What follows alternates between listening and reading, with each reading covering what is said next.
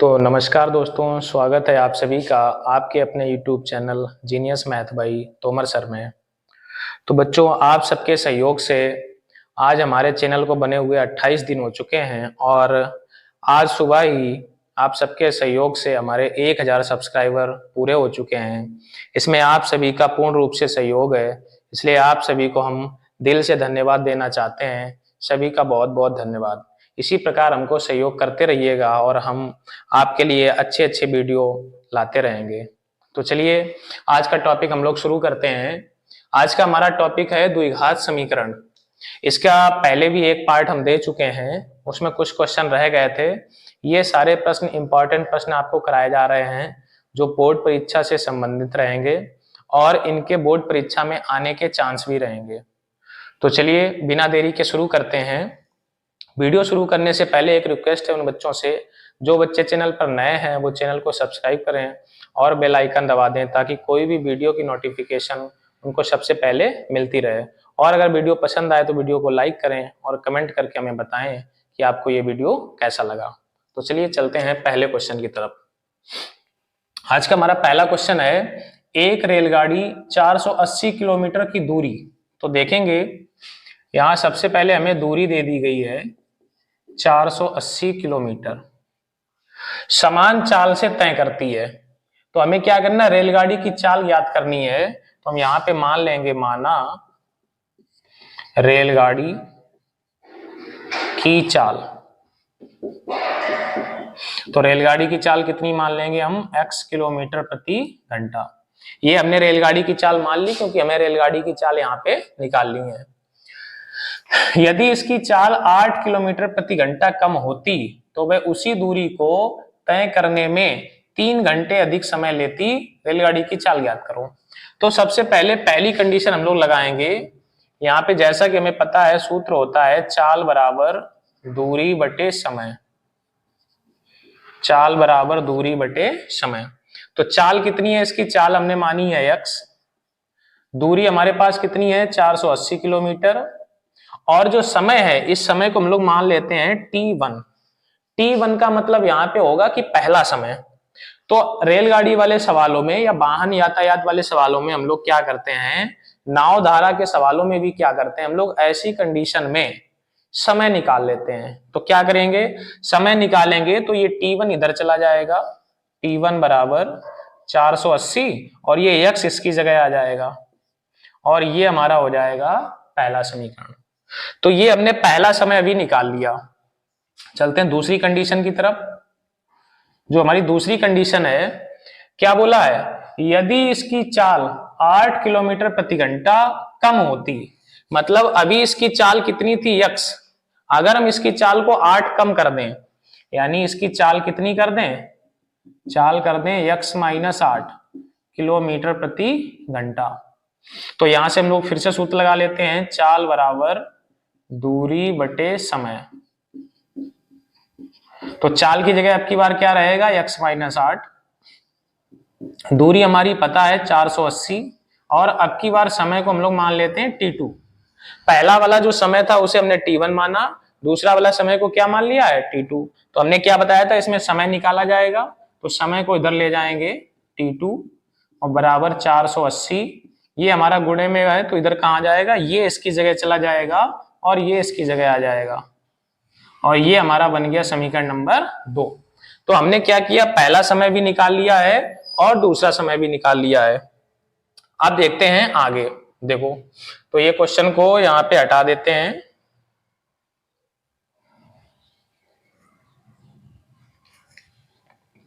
तो क्वेश्चन के अनुसार देखो क्या बोला जा रहा था, तो वह उसी दूरी को तय करने में 3 घंटे अधिक समय लेती। यानी देखो, एक तरफ हम लोग क्या करेंगे, प्रश्नानुसार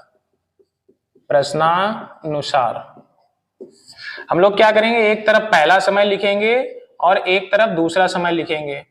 अब क्वेश्चन में बोला जा रहा है कि अगर इसकी चाल 8 किलोमीटर प्रति घंटा कम होती तो उसी दूरी को तय करने में 3 घंटे अधिक समय लेता। अब आप लोग बताएं कि जब इसकी चाल कम हो गई है तो इसमें समय ज्यादा लगेगा। भाई सीधी सी बात है, अगर चाल कम है तो समय क्या होगा, ज्यादा लगेगा। तो समय ज्यादा लग रहा है T2 में, कितना ज्यादा लग रहा है? 3 घंटे। 3 घंटे ज्यादा लग रहा है T2 में, लेकिन हम लोग क्या करेंगे, 3 घंटे ज्यादा कर देंगे T1 में। उल्टा इसलिए करते हैं ताकि ये दोनों आपस में क्या हो जाएं, बराबर। जैसे हमारे पास 5 रुपए हैं, आपके पास 10 रुपए हैं, तो आपके पास 5 रुपए ज्यादा हैं, तो हम क्या करेंगे, अपने में 5 रुपए जोड़ लेंगे ताकि दोनों क्या हो जाएं, इक्वल। इसी प्रकार T2 में समय लग रहा था 3 घंटे ज्यादा, लेकिन हमने किस में ज्यादा कर दिया, T1 में। अब क्या करेंगे, इसे हल कर देंगे। तो 3 को यहीं रखेंगे, ये T2, T1 को इधर भेज देंगे। तो 3 बराबर T2 की वैल्यू हम लोग रख लेते हैं 480 बटे x माइनस 8। T1 का मान अभी हमने निकाला था समीकरण 1 में 480 बटे x। अब हम लोग क्या करेंगे, 3 बराबर 480 कॉमन ले लेंगे, तो 1 बटे x माइनस 8 और माइनस 1 बटे x। अब हम लोग इसे सॉल्व कर देंगे। तो देखेंगे ये जो गुणे में है हमारा, ये कहां चला जाएगा, ये आ जाएगा बटे में। 3 बटे हो जाएगा 480 बराबर, इधर देखेंगे तो लासा मिल जाएगा x माइनस 8 और x, इसका मल्टीप्लाई इधर कर देंगे, और माइनस 1 का इसमें करेंगे माइनस का x, माइनस 1 का इसमें करेंगे प्लस का 8, ये हमारा कैंसिल आउट हो जाएगा। इसे कट कर दें तो ये हो जाएगा 160। अब देखेंगे इसका इसमें मल्टीप्लाई होगा और मल्टीप्लाई होके ये इधर आ जाएगा, तो x का x में करवाएंगे x स्क्वायर, x का 8 में करवाएंगे 8x इक्वल, इसका इसमें करेंगे तो 16 अट्ठे 128 1280, इसको इधर लाएंगे, x square minus 8x minus 1280 बराबर 0। अब हम लोग क्या करेंगे, इसके फैक्टर कर लेंगे। 1280 के ऐसे फैक्टर करने हैं कि माइनस करने पर कितना आ जाए, 8 आ जाए। तो हम लोग क्या करेंगे, इसके गुणनखंड कर लेंगे। देखो 1280, 2 छंग 12, 2 चाकू 8 0, ये 2 से काटेंगे 2 तिया 6 320, फिर 2 से काटेंगे 160, फिर 2 से काटेंगे 80, फिर 2 से काटेंगे 40, फिर हम लोग 2 से काटेंगे 20, फिर 2 से काटेंगे 10, और फिर हम लोग 2 से काट देंगे 5, फिर 5 से काट देंगे 1। तो इसके ऐसे फैक्टर बनाने हैं कि माइनस करने पर कितना आ जाए, 8 आ जाए। तो कितना होगा देखेंगे, 2 दूनी 4, दूनी 8, दूनी 16, और 16 दूनी 32, और 5 दूनी 10, दूना 20, दूना 40, यानी कि 40 में से हम लोग अगर 32 माइनस कर दें तो ये हमारा फैक्टर हो जाएगा। तो हम लोग क्या करेंगे,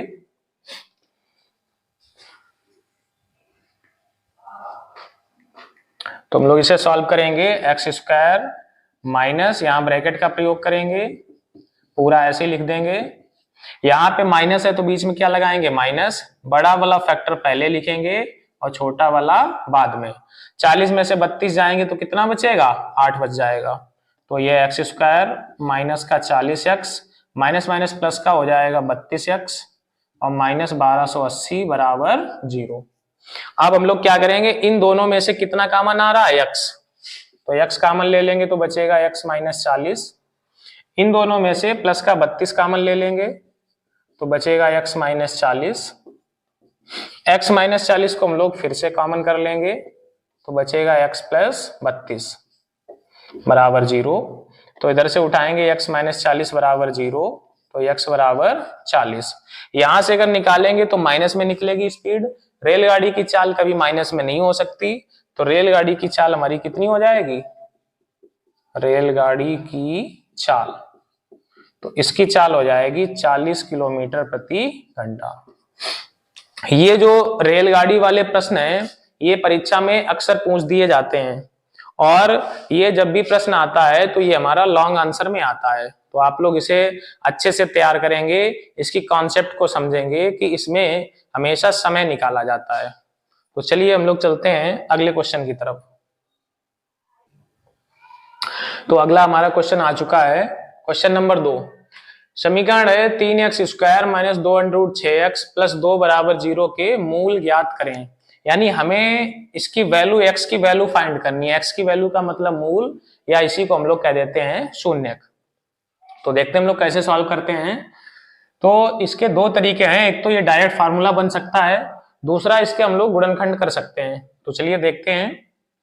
गुणनखंड करने के लिए क्या होगा, इनका इनका मल्टीप्लाई कराएंगे तो 3 दूनी 6।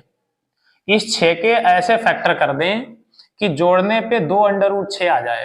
तो देखेंगे हम लोग अंडर रूट 6 और अंडर रूट 6, अगर इनको हम लोग जोड़ेंगे तो आएगा 2 अंडर रूट 6, अगर इनका मल्टीप्लाई कराएंगे तो कितना आएगा 6। तो हम लोग सिंपल में क्या करेंगे, इसको लिखेंगे 3x² माइनस, इसकी जगह ब्रैकेट प्रयोग करेंगे, x प्लस 2 बराबर कितना है 0। यहाँ पे प्लस चिन्ह है तो बीच में क्या लगाएंगे प्लस, एक फैक्टर यहाँ पे आ जाएगा और दूसरा फैक्टर यहाँ पे आ जाएगा। अब हम लोग क्या करेंगे, इसको सीधा सिंपल सॉल्व कर देंगे। तो 3x² माइनस का अंडर रूट 6x, फिर से माइनस का अंडर रूट 6x और प्लस 2 बराबर 0। अभी देखेंगे तो इसमें से कुछ कॉमन नहीं दिखाई दे रहा है, तो थोड़ा और सिंपल कर लेते हैं। 3 को हम लोग ऐसे लिख सकते हैं क्या, ये इसका मतलब भी 3 है, और ये 6 को हम लोग ऐसे लिख सकते हैं अंडर रूट 3 गुणे अंडर रूट 2 माइनस, इसे 6 को हम लोग लिख सकते हैं अंडर रूट 2 गुणे अंडर रूट 3 और प्लस 2 बराबर 0। और ये जो लास्ट में 2 है इसे भी हम लोग रूट 2 इंटू रूट 2 ऐसे लिख सकते हैं। तो हम लोग यहां से देखेंगे रूट 3x यहां से कॉमन है, तो यहां पे देखो एक रूट 3 बचा, एक x बचा, यहां से रूट 3x निकल गया तो कितना बच गया रूट 2। यहां पे आते हैं इन दोनों से रूट 2 कॉमन ले लेते हैं, तो यहां बचेगा रूट 3x, और ये माइनस कॉमन लिया है तो माइनस वाला प्लस हो गया, प्लस वाला क्या हो जाएगा माइनस, एक रूट 2 बच जाएगा। हम लोग देखेंगे कि दोनों ब्रैकेट में एक जैसा बच चुका है, हम लोग क्या करेंगे इसे कॉमन ले लेंगे, रूट 3x माइनस रूट 2, इधर भी हमारा बचा है रूट 3x माइनस रूट 2। तो यहां से हम लोग निकाल लेते हैं root 3x minus root 2 equal 0। तो x की वैल्यू ये पहले उधर जाएगा और ये गुणे वाला कहाँ जाएगा बटे में, तो इन दोनों को हम लोग एक साथ ऐसे अंडर रूट लगा सकते हैं। तो अगर x की वैल्यू यहां इतनी आई है तो यहां पर भी इतनी आएगी। तो जो हमारे मूल हैं, तो मूल कितने निकल के आ गए, 2 बटे अंडर रूट 3 और ये भी 2 बटे 3 और पूरे पे अंडर रूट। तो यही हमारा इस क्वेश्चन का आंसर हो गया। तो चलिए चलते हैं नेक्स्ट क्वेश्चन की ओर। तो हमारा अगला क्वेश्चन आ चुका है। इस प्रकार का एक और प्रश्न हम पिछले वीडियो में भी करा चुके हैं, तो एक बार फिर से देखते हैं, समझते हैं। 2 अंकों की संख्या के अंकों का योग 9 है, इस संख्या का 9 गुना संख्या के अंकों को पलटने से बनी संख्या का 2 गुना है, वह संख्या ज्ञात करें। तो जैसा कि हमने बताया था कि 2 अंकों की जो संख्या होती है उसमें 2 अंक होते हैं, एक तो इकाई का अंक और एक दहाई का अंक। तो इसमें हमने सबसे पहले मान लेंगे, माना इकाई अंक, इकाई अंक को हम लोग मान लेते हैं x, ये दहाई का अंक, दाई अंक को हम लोग मान लेते हैं y। तो जो हमारी संख्या है, तो संख्या का सूत्र क्या होता है 10 गुणे में दहाई का अंक और प्लस इकाई का अंक, ये हमारी संख्या हो गई। अब इसमें शर्त लगाते, पहली शर्त क्या है, 2 अंकों की संख्या के अंकों का योग 9 है, मतलब ये जो इकाई और दहाई का अंक है इनको प्लस करने पर कितना आना चाहिए 9।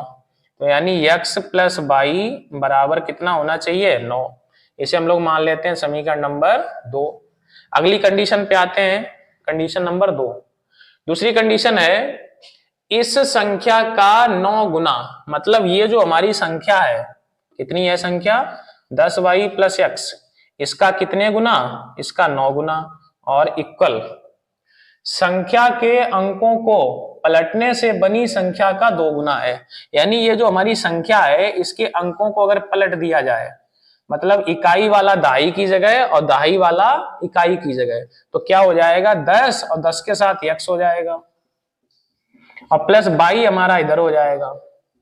तो अंकों को पलटने से जो ये संख्या बनी है इसके 2 गुने के बराबर है। अब हम लोग इसको सॉल्व कर देंगे। तो देखेंगे कितना आएगा, ये 9.90 और उसके बाद 9 का इसमें करेंगे 9x बराबर 2 का इसमें करेंगे 20 और प्लस इसका इसमें करा देंगे तो 2y।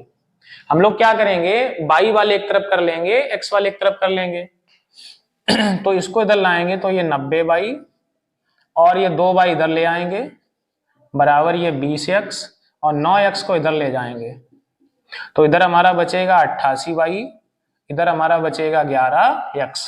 11 से इसको काट देंगे, 11 अट्ठे 88 तो x की वैल्यू हमारी निकल के आ गई 8y। ये हमने मान लिया समीकरण नंबर 3।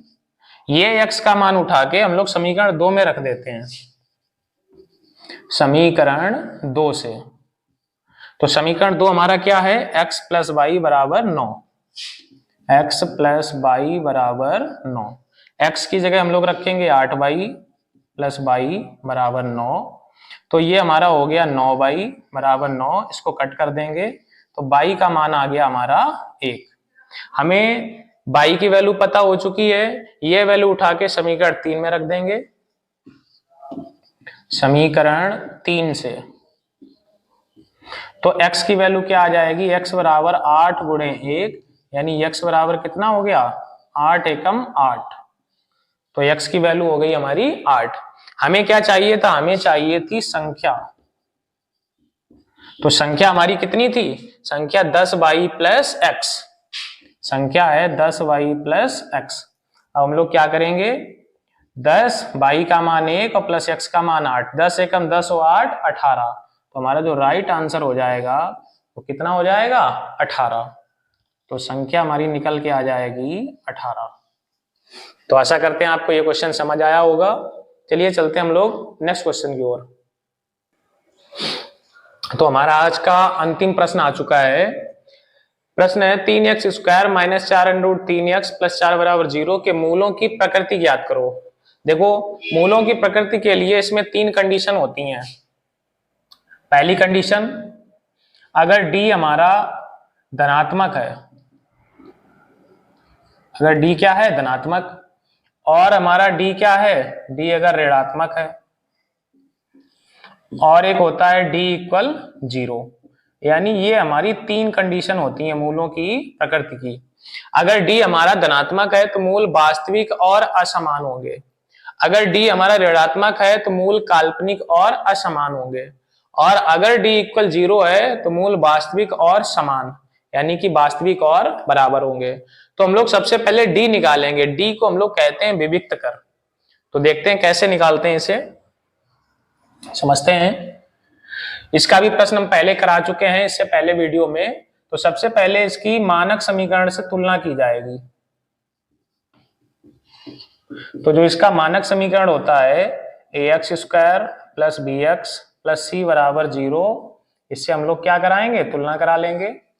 तो a बराबर हमारा क्या निकल के आएगा, a बराबर 3, b बराबर क्या निकल के आ जाएगा, x की जगह x है, b की जगह माइनस 4√3 और c की जगह क्या निकलेगा, c की जगह निकलेगा 4। तो हम लोग यहाँ पे सबसे पहले निकालेंगे विविक्त कर, जिसे हम लोग कहते हैं d का सूत्र होता है b स्क्वायर माइनस 4ac।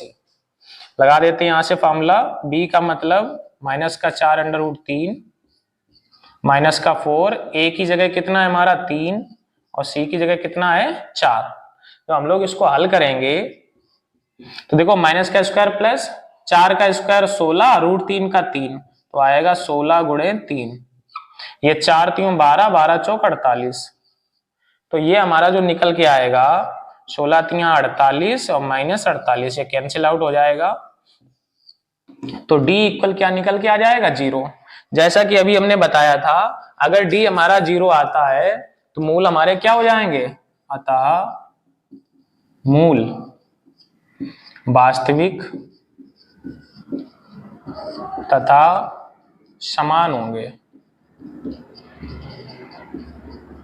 तो हमारे जो इसके मूल हैं, मूल वास्तविक तथा समान होंगे। तो बच्चों आशा करते हैं कि आपको ये आज का वीडियो बहुत पसंद आएगा। सभी बोर्ड परीक्षा में आने वाले महत्वपूर्ण प्रश्न हैं, तो आप सभी लोग कॉपी पेन लेके इन प्रश्नों को अवश्य नोट करें और वीडियो को लाइक करें और हमें कमेंट करके बताएं कि आपको ये वीडियो कैसा लगा। और एक बार पुनः हम कहना चाहेंगे कि हमारे चैनल पर आज 1000 सब्सक्राइबर पूरे हो चुके हैं, जिसमें आप लोगों का बेहद सहयोग है। तो आप लोगों का सभी का बहुत बहुत धन्यवाद। जय हिंद, जय भारत।